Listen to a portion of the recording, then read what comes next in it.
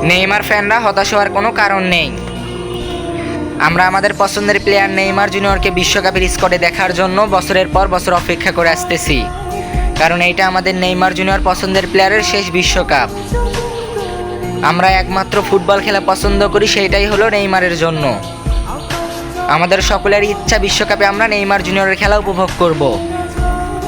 বিশ্বকাপের স্কোয়াড ঘোষণার আগে কার্লো আনচেলত্তিকে অনেক সাংবাদিক জিজ্ঞাসা করেছে যে আপনি বিশ্বকাপের স্কোয়াডে নেইমার জুনিয়রকে রাখবেন কি রাখবেন না।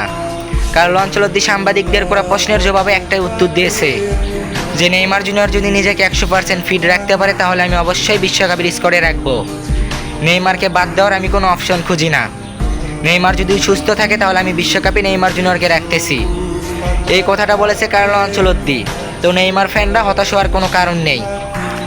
আমরা 3 বছরের মতন অপেক্ষা করেছি আমাদের পছন্দের প্লেয়ার নেইমার জুনিয়রকে বিশ্বকাপের স্কোয়াডে দেখার জন্য। আর তো মাত্র 40টা দিন অপেক্ষা করতে হবে।